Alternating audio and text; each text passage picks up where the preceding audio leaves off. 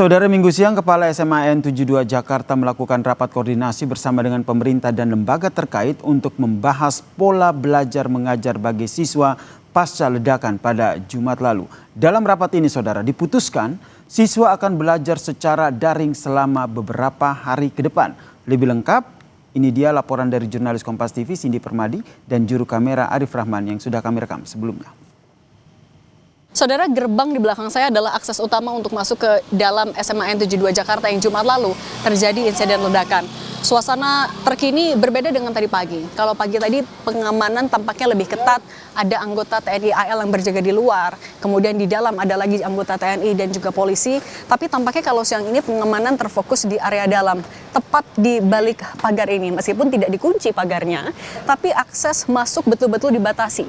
Sejak pagi siapapun yang mau masuk ditanya dulu dari mana asalnya, keperluannya apa, dan lain-lain. Saya akan ajak Anda, saudara, untuk melihat sedikit bagaimana situasi di dalam dari celah pagar. Memang kalau tempat kejadian perkara atau masjid tidak terlihat kalau dari area luar. Tapi kalau tadi pernyataan dari KPAI yang ikut rapat pagi ini di SMAN 72 Jakarta, ada dua titik sebenarnya yang ditinjau. Masjid dan ada satu titik lagi di area belakang dekat dengan bank sampah.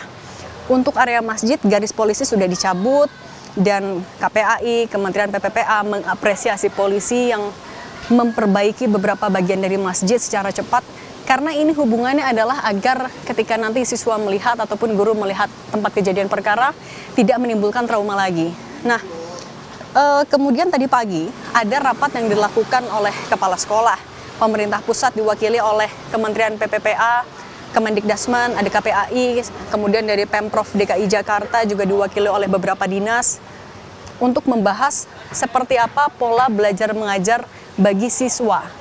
Karena sebenarnya dari Menteri PPPA sebelumnya sudah bilang diharapkan belajar mengajar bisa dilakukan besok, Senin 10 November 2025. Tapi skemanya seperti apa, ini yang masih perlu dirembukan.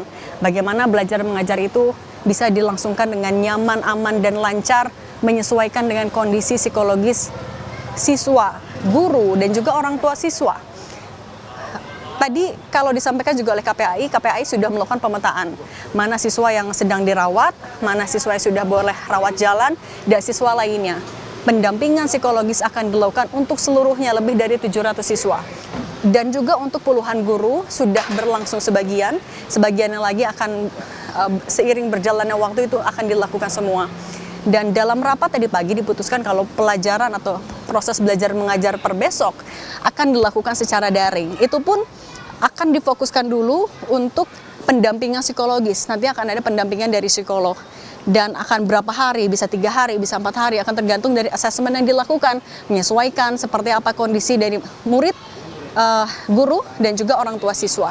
Kemudian juga area di dalam SMAN 72 ini masih dilakukan sterilisasi. Jadi pembelajaran secara daring itu juga tidak hanya menyesuaikan kondisi psikis dari elemen di dalam sekolah, tapi juga sterilisasi dan proses hukum yang sedang dilangsungkan. Kemudian juga untuk pendampingan psikologis ini, karena memang menjadi fokus saat ini, Menteri Sosial juga sudah bilang akan memberikan rehabilitasi sosial. Jadi bisa jadi selama beberapa pasien masih dirawat di sekolah, dari tim pendamping akan mengajak dialog orang tua, mencari solusi terbaik seperti apa kondisinya. Yang dipastikan oleh pemerintah adalah semua dukungan ini tidak dipungut biaya alias gratis. Baik itu tanggungan biaya perawatan di rumah sakit hingga rehabilitasi sosial. Cindy Permadi, Arif Rahman, Kompas TV Jakarta.